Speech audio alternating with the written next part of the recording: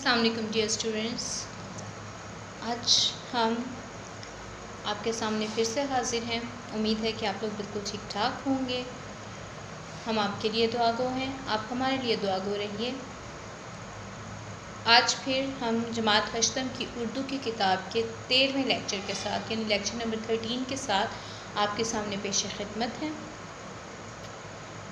آج ہم chapter number 5 کی یعنی کہ جو نظم ہم پڑھ رہے تھے اس کی تشریح مکمل کریں گے انشاءاللہ۔ وقت کو ضائع کیے بغیر ہم اپنی اسٹڈی کی طرف چلتے ہیں۔ جی اسٹوڈنٹس، پہلے ہم نے اس نظم میں پڑھا کہ ہمارے وطن کا نشان یعنی ہمارا یہ پرچم جو ہے وہ نہ صرف ہمارے وطن کی اس دنیا میں پہچان ہے بلکہ تمام مسلمانوں کی نمائندگی بھی کرتا ہے، کیونکہ یہ سبز ہلالی پرچم ہے جو کہ اسلام کے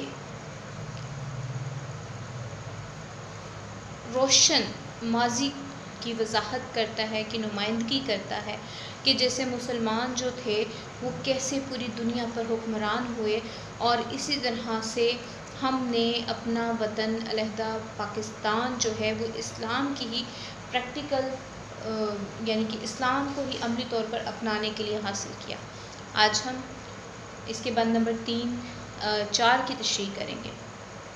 غور کیجیے گا، یہ نشان اپنی زرعی روایات کا، یہ نشان غازیوں کی کرامات کا، جن کا جوش مسلسل تھا تیغ رواں، یہ نشان یہ ہمارے وطن کا نشان۔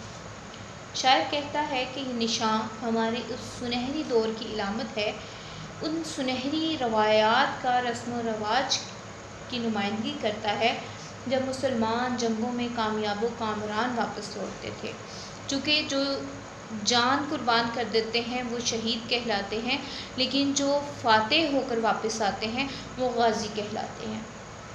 تو ان کے کارناموں کو یہ نشان، یہ وطن کا نشان یعنی یہ پرچم جو ہے ان کے کارناموں کو ظاہر کرتا ہے، اور وہ جو غازی تھے وہ ایک تیز دھار تلوار کی مانند جوشیلے تھے، جو اپنے سامنے آنے والی ہر چیز کا قلع کما کر دیتے ہیں، یعنی کہ ان کو کاٹ کر پھینک دیتے ہیں۔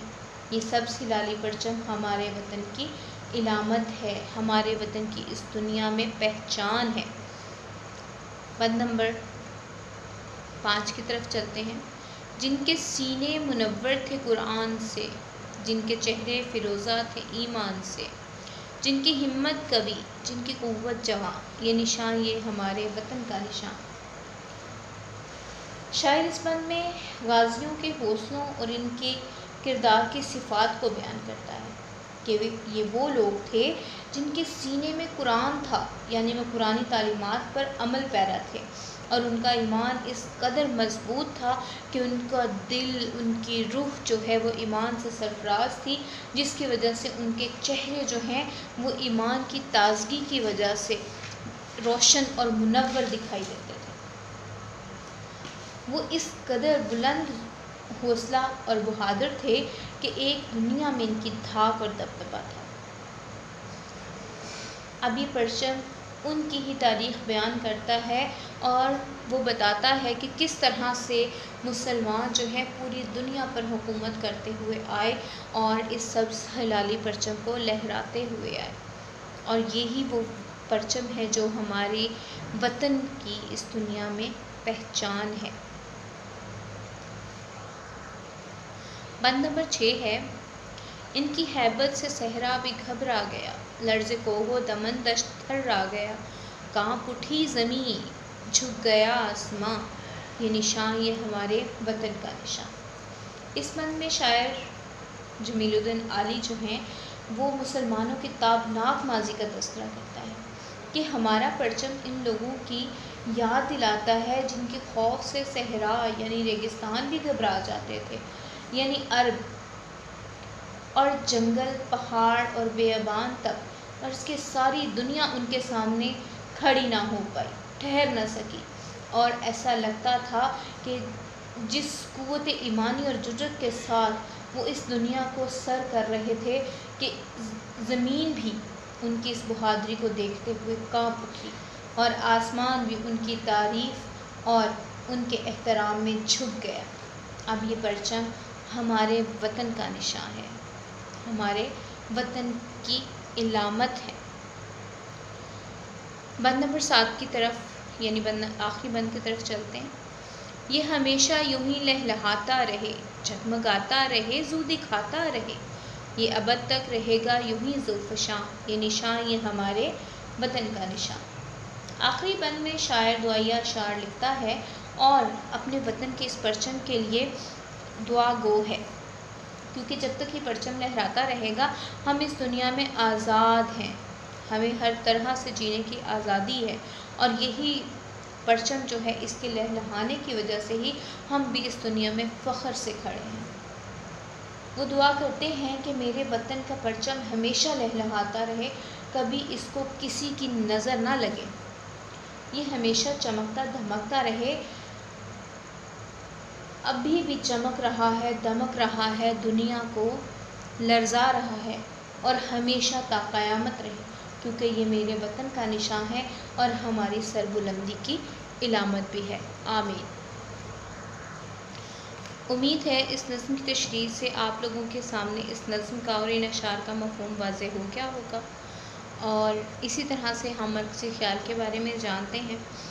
اس نظم کا مرکزی خیال یہ ہے کہ یہ پرچم ہمارے وطن کی سربلندی کی علامت ہے، اور یہ پرچم مسلمانوں کے تابناک ماضی کی بھی علامت ہے۔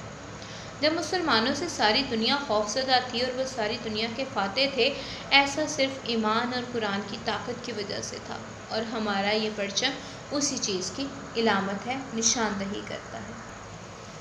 مرکزی خیال کے بعد ہم مشقی سوالات کی طرف چلتے ہیں، جو کہ آپ کو پتہ ہے کہ ہم زیادہ تر آپ کو ریٹن فارم میں فراہم کرتے ہیں، تاکہ آپ کو اندازہ ہو سکے کہ کس طرح سے سوالات کے جوابات اپنے الفاظ میں دینے ہیں۔ پہلا سوال ہے، ہمارے وطن کا نشان سے کون سی چیز مراد ہے؟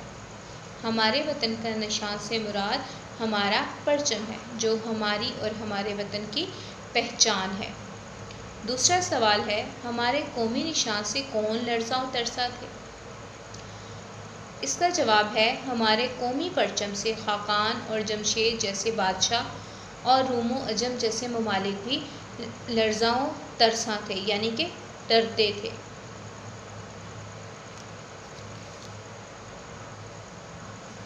تیسرا سوال ہے، ہمارے قومی پرچم پر ستارہ کس چیز کی چمک ہے؟ تو اس کا جواب ہے، ہماری قومی پرچم پر ستارہ خوش قسمتی کی چمک لیے ہوئے ہے اور ہمارے مقدر کی کامیابی کی علامت ہے۔ چوتھا سوال ہے، شاعر نے بہادر غازیوں کی ہمت اور قوت کے بارے میں کیا کہا ہے؟ اس کا جواب ہے کہ شاعر نے بہادر غازیوں کی ہمت اور